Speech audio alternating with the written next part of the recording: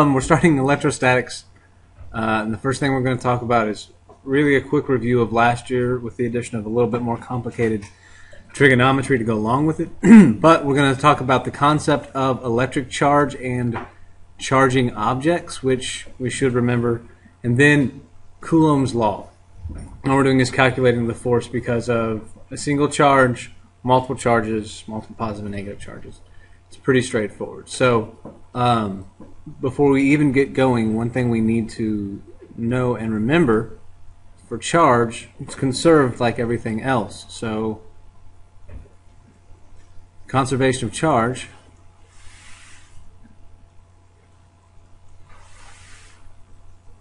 tells us that charge is neither created nor destroyed. It just moves around. Okay? So let's get going with this. For charge, we have two basic charge carriers, the proton, positive, the electron, which is negative. If you get into particle physics, it gets crazy from there, but that's where we start. Now, protons are in the nucleus,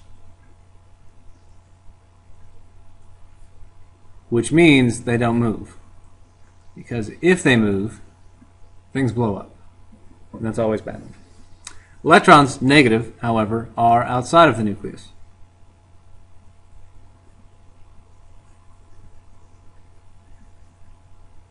And the nice thing about electrons is that they transfer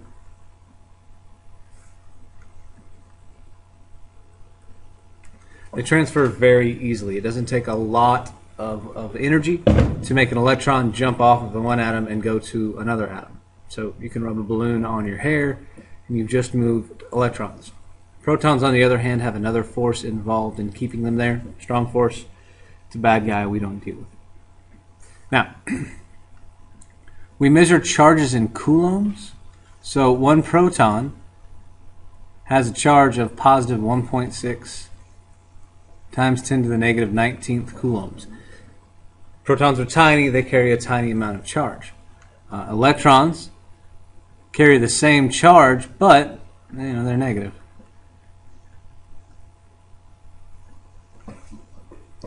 So we will use this as we calculate force a little bit later. All that to say that the smallest bit of charge we can have on an object is this much. Okay. So, charging an object. Basically, we use friction to pull electrons off one object and put them onto another. The most basic way that we can charge an object is conduction, and just like heat transfer, conduction is direct contact between two objects. What this gives us is a direct path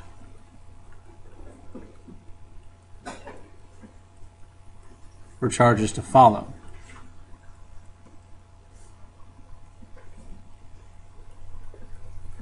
So if you rub your feet on the carpet, you're stripping electrons away from the carpet, putting them on your body.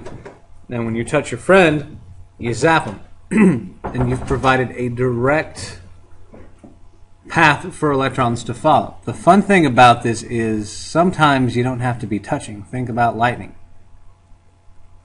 I'm going to call it lightning. Did not spell that right.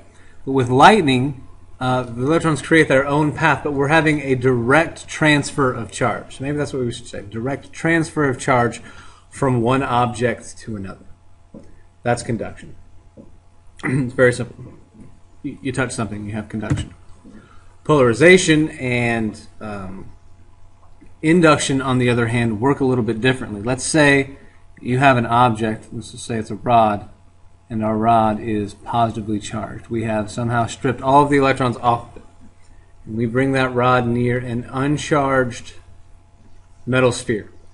Now, as we bring this thing in close, our metal sphere, which normally has positive charges distributed throughout it, with an associated negative charge close by, making it neutral. Well, as this thing is brought closer and closer and closer, all of these negative charges are attracted to that positive charge. With decreasing degrees of attractiveness. And those negative charges come close to it. So what we end up having, again, our positive charges don't move, and somehow we got less of them. So drew a smaller circle, but our positive charges don't move, but we end up with excess negative charges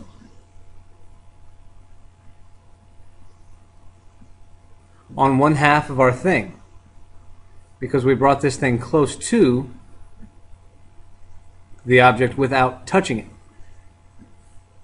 So this thing is polarized because it has a negative half and a corresponding positive half. Overall, sum total, this thing is neutral. Okay? But we have polarized a charge because we have one half negative, one half positive. Only by bringing it near. If we were to remove this, it would revert back to its completely overall neutral state. Polarization. Now, induction uses polarization. It's a process. Multiple steps go along with that. Step 1, we take a charged object. Let's say it's negatively charged this time. So we have a negatively charged object and something that is neutral. Say our charge is equal to 0 on this thing. If we bring them close together, we're going to polarize our object, which means that this is going to chase all of the electrons away. It's going to make one side negative and the other side positive. Now, right now, if we were to remove the charged object, if we were to take this and pull it away, everything would go back to normal. So what we're going to do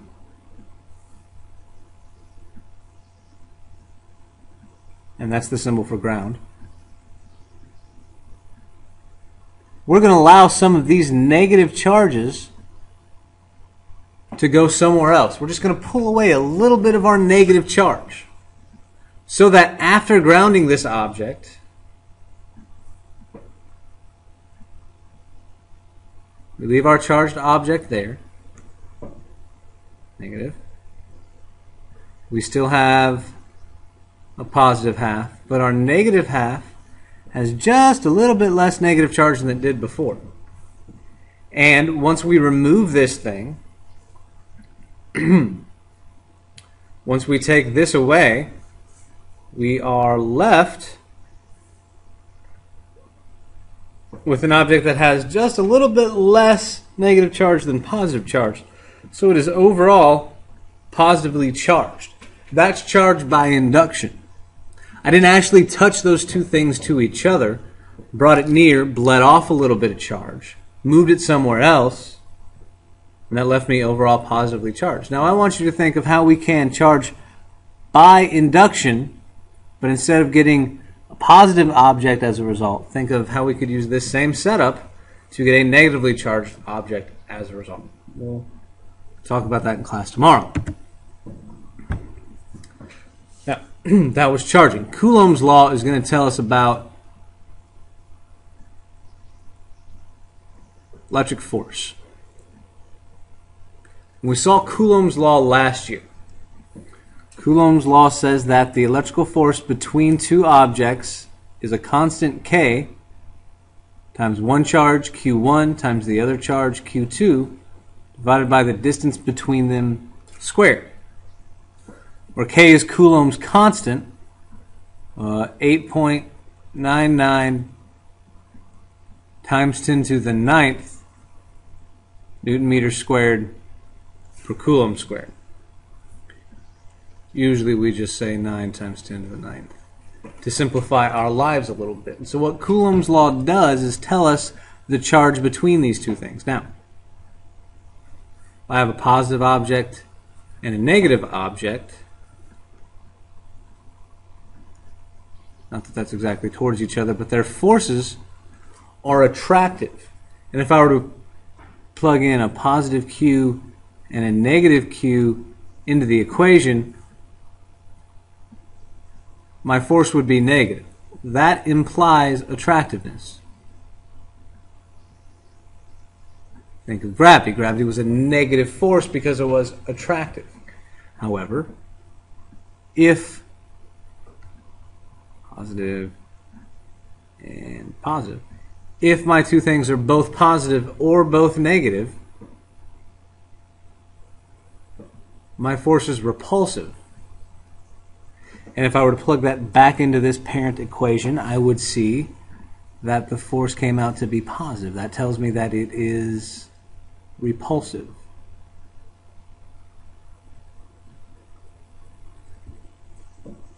It's the basics of Coulomb's law. Now, let's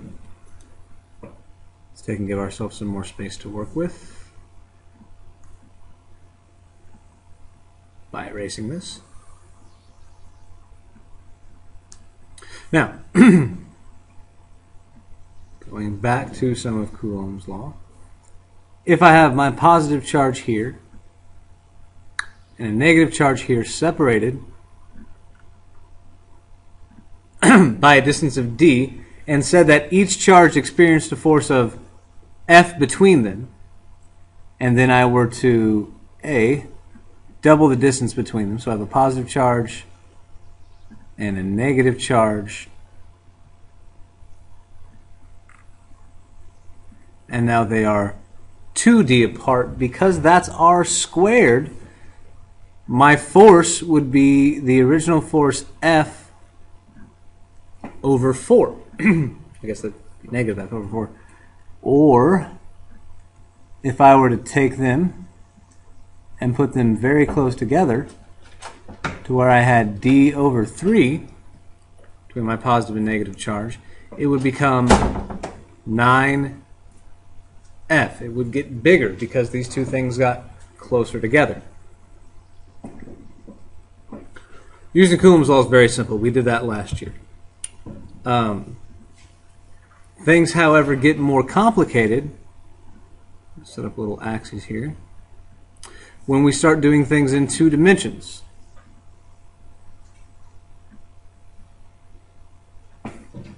Let's say this is Q1. This is Q2. That's positive A and that's negative A above my origin. And let's say I put a point P right there. Now that point P, I'm going to put on positive Q3. Now that positive Q3 would experience a force that's repulsive from Q2 pointing away from it, and a force that's repulsive from Q1 pointing away from Q1. And what we'd have to do to find that, a little trigonometry, to find our resultant force between all 3 of these things. That's where this gets a little bit more complicated. The AP people will be throwing lots of different crazy things at you.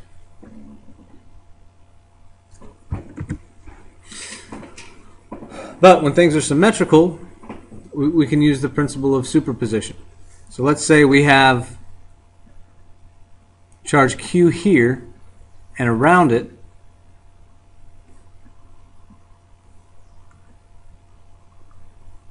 we're going to place 6 charges, little q.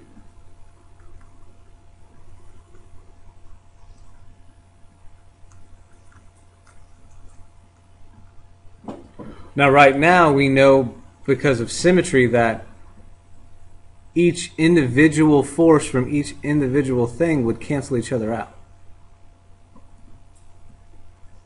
Which is good news. It tells me that at the center the total force is 0 on this thing. Let's redraw that. If we have positive Q here, and we were to come along and eliminate one of these, the force would no longer be 0 right there at the center. This force would cancel this one out. The force from this would cancel the force from this one out, and we'd be left with a repulsive force pointing right where that one charge was removed. Another way of looking at it is saying that I've got a positive Q here, and instead of having all those charges around it, I put negative Q here. That would give me the exact same force representation. And we'll spend some time looking at more complicated examples of these things, but that's all the harder